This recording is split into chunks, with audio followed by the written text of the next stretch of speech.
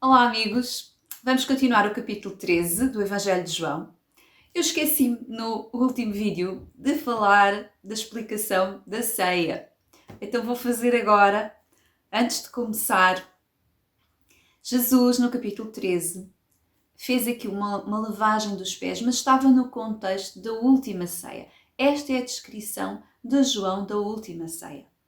Na tradição cristã, ensinaram-nos que Jesus morreu e na sexta-feira foi quando ele morreu, tendo sido a última ceia, provavelmente na quinta-feira. Mas para ele morrer na sexta, teria apenas sábado e ele ressuscita no primeiro dia da semana, que é o domingo.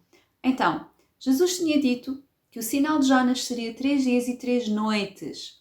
Estaria morto à semelhança de Jonas, que esteve 3 dias e 3 noites. Ele falou mesmo 3 dias e 3 noites, vem em Mateus. 3 dias e 3 noites. Logo, se eu tivesse morrido na sexta-feira teria a noite, sábado dia, a noite de sábado e depois domingo de manhã no primeiro dia, não dava 3 dias e 3 noites. Estão aqui a sexta-feira à noite e o sábado à noite, só estão 2 noites. E Jesus diz que estaria 3 dias e 3 noites. Qual é a explicação disto? A explicação está em que nos Evangelhos fala de que ia começar o sábado, Jesus tinha que ser tirado da cruz porque ia começar o sábado, mas não se explica mais. A razão é porque a cristandade, em geral, desligou-se das raízes hebraicas e não entende o que é que são estas festas. A cristandade celebra a Páscoa, celebra mais uma série de festas que vêm de tradições posteriores, mas não entende aquelas festas bíblicas que são as moedim, os sinais, os dias assinalados. E nessas festas a Páscoa faz parte, na realidade a festa chama-se os ázimos, e além dos sábados semanais, que está nos 10 mandamentos, existiam os grandes sábados. São usado esse termo que é no hebraico gadol, eram os grandes sábados, que faziam parte das festas. E quando há a Páscoa é comida no dia 14 de Abib, que pode ser um dia da semana qualquer, é o dia 14 do primeiro mês. Então, depois de se comer, inicia um sábado. São feriados, nós na nossa linguagem ocidental chamamos feriados, mas são chamados os sábados porque o sábado quer dizer descanso. Então, além do sábado semanal, tem estes grandes sábados. E a Semana dos Ázimos começa com um grande sábado, depois de terem comido o cordeiro. Então, quando Jesus é retirado da cruz, é porque ia começar um grande sábado, que era o sábado da Pessah, que era o dia 15 do primeiro mês. Então, Jesus, quando foi preso, ele já tinha feito esta última ceia. Logo, se ele foi preso e se estava a comer os cordeiros quando ele estava a ser crucificado, porque ia começar o grande sábado, a ceia no dia anterior não podia ser a ceia pascal. Como é que isto se explica? Explica-se percebendo as festas. Eu vou colocar-vos aqui um gráfico que eu fiz. Eu coloquei isso agora no livro que escrevi do Sacerdócio Segunda Ordem de Melquisedeque, que eu já falei no último vídeo, só com os links para verem, mas lá eu explico isto melhor. E tem o gráfico que vos vou colocar aqui. Eu fiz isto para tentar com que percebam melhor. O primeiro passo para entender é que primeiro vêm as noites e depois o dia. É assim, a contagem bíblica acontece assim. Mas mesmo pensando numa mente ocidental, consegue-se perceber. Em todo este texto, eu não posso explicar tudo, senão o ficheiro, o ficheiro também, mas o vídeo ficava muito longo. Mas eu tenho isso explicado nesse livro, num capítulo que fala do pão e do vinho, e explica o que é esta ceia. Então, esta ceia aconteceu dias antes, portanto terá sido na noite de terça para quarta, como eu mostro no gráfico, no esquemazinho que eu estou a colocar aqui para verem. E podem até aqui considerar a última noite do sábado ou não, recuarem um pouquinho ou não, mas seja como for, não é sexta, sábado e domingo como nos ensinaram. Outra questão aqui é, que ceia era esta? Esta ceia não podia ser a ceia pascal, porque a ceia pascal aconteceu naquela noite quando o Jesus foi crucificado. E ia começar o sábado a seguir. Logo, a Páscoa foi quando ele foi crucificado. Se o sábado ia começar a seguir. Porque eles comiam o cordeiro na viragem, antes do início do sábado. Quando tiraram Jesus da cruz, estavam também a matar os cordeiros e eles iam todos comer o cordeiro para outro dia iniciar o Shabat. Então esta ceia aconteceu antes. Porquê que aconteceu antes? Há uma explicação. Eu já tinha ouvido várias pessoas explicar e encontrei aqui uma erudita, mesmo de uma universidade israelita, também a explicar a mesma coisa. Eu coloquei isso também nesse livro, no último. Aqui, este lava-pés e esta ceia, a última ceia, é uma ceia que era praticada como tradição, sempre, pelos galileus. Todos estes discípulos, ou pelo menos a maioria, eram galileus, e Jesus tinha vivido, embora ele tivesse nascido em Belém, ele tinha vivido ali na Galileia sempre e tinha esta tradição com os seus discípulos. Para eles, a Pessach, a Páscoa, começava nessa ceia. Era uma ceia que acontecia antes da ceia pascal, no dia antes, porque celebravam a morte dos primogênitos. Era a chamada a ceia dos primogênitos, o jejum dos primogênitos, porque eles faziam essa ceia e depois tinham um dia de jejum, os primogênitos das famílias. Jesus também era primogênito. Esta ceia era isso. E podem dizer, mas eu nunca ouvi falar disso, eu não vou aceitar uma coisa nova que nunca tinha ouvido falar. A verdade é que se nós deixamos de aceitar coisas novas, estamos muito mal, que só vamos assimilar tradições e algumas não estão certas. Nós devemos estar sempre a aprender. E esta explicação que me deram faz todo o sentido. Faz mesmo muito sentido, porque quando analisamos aqui os passos no Evangelho de João, fala de um sábado que iria ser grande, que ia começar, fala depois dos 3 dias e 3 noites em Mateus, e assim as coisas ficam muito claras. Eu não me posso alongar, vamos ler agora aqui o resto do capítulo 13. Mas se tiverem interesse, depois vejam no PDF que está disponibilizado, no capítulo do pão e do vinho, e vão perceber melhor do que eu posso agora aqui explicar. Talvez um dia possa fazer também um vídeo. Eu já tenho no canal um vídeo que fala só sobre isto, mas é um vídeo muito antigo. Eu ainda não tinha dificuldade em gravar os vídeos e não sabia explicar tanto, mas até posso colocar também aqui para quem quiser aprofundar. Eu agora vou ler o resto do capítulo 13. Então vamos para o versículo 21. Tendo dito isso, Jesus perturbou-se em seu espírito e declarou: em verdade vos digo, um de vós me entregará. Os discípulos entreolharam-se sem saber de quem falava. Estava à mesa ao lado de Jesus um dos seus discípulos, aquele que Jesus amava.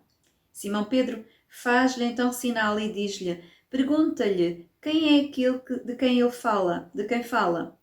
Ele então, reclinando-se sobre o peito de Jesus, disse-lhe: quem é, Senhor? Respondeu Jesus: é aquele a quem eu der o pão que umedecerei no molho. Tendo umedecido o pão, ele o toma e o dá a Judas, filho de Simão Iscariotes. Depois do pão, entrou nele Satanás. Jesus lhe disse: faz depressa o que estás fazendo. Nenhum dos que estavam à mesa compreendeu porque lhe dissera isso. Como era Judas quem guardava a bolsa comum, alguns pensavam que Jesus lhe dissera: compra o necessário para a festa. Os que ou que desse algo aos pobres. Tomando então o pedaço do pão, Judas saiu imediatamente, e era noite. Quando ele saiu, disse Jesus: agora o Filho do Homem foi glorificado, e Deus foi glorificado nele.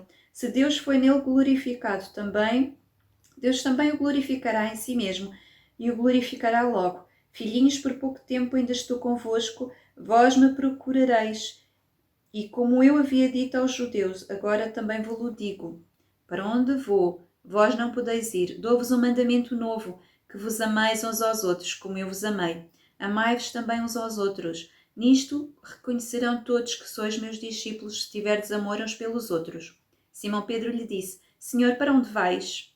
Respondeu-lhe Jesus: não podes seguir-me agora aonde vou, mas me seguirás mais tarde. Pedro lhe disse: porque não posso seguir-te agora? Darei a vida por ti. Jesus lhe responde: darás a vida por mim? Em verdade te digo, o galo não cantará sem que me renegues 3 vezes. aqui também tem muita informação. Jesus então anuncia que é o Judas que o vai trair.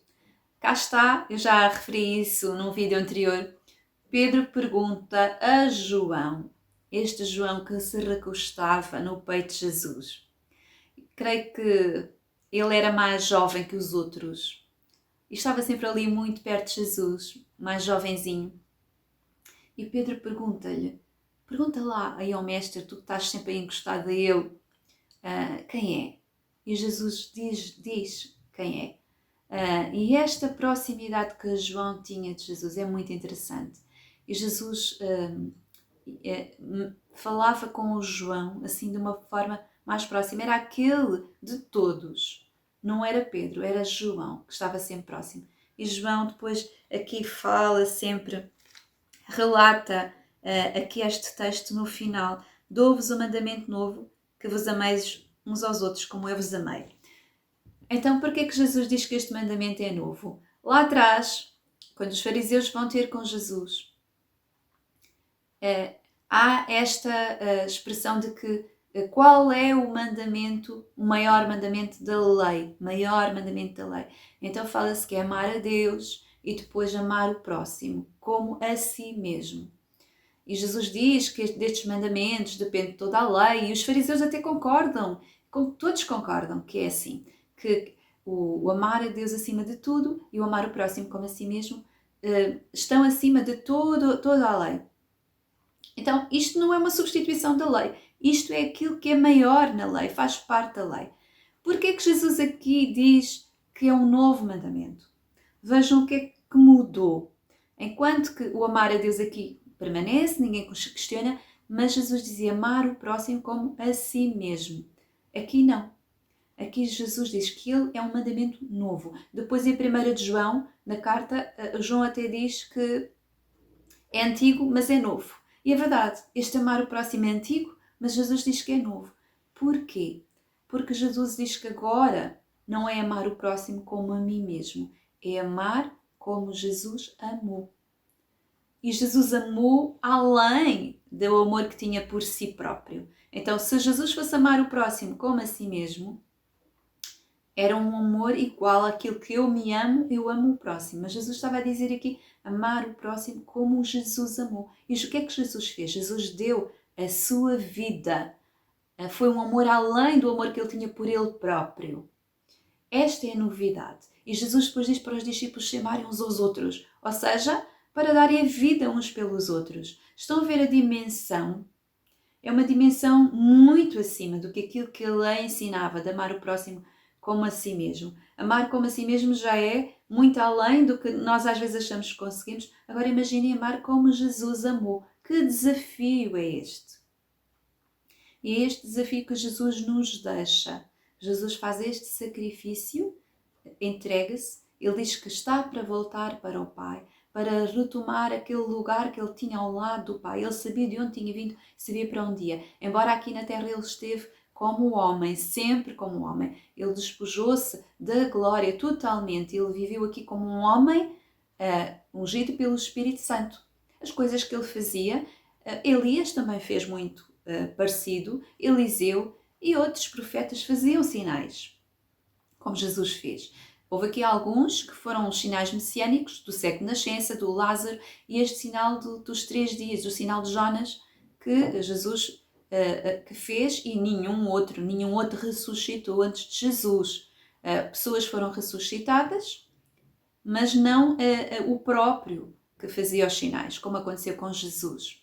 E Jesus teve 3 dias e 3 noites morto. Então, terminamos aqui com este amor que Jesus veio mostrar aqui, enquanto esteve aqui na Terra, com este sacrifício. Uma coisa que desafia a nossa capacidade de pensar como é que é possível que Jesus nos peça para amarmos as outras pessoas como Ele amou. E Ele serviu, lavou os pés, deu a sua vida, e é isso que Ele nos pede. Grande desafio este. Encerramos aqui então o capítulo 13. Continuem a ler e até o próximo vídeo.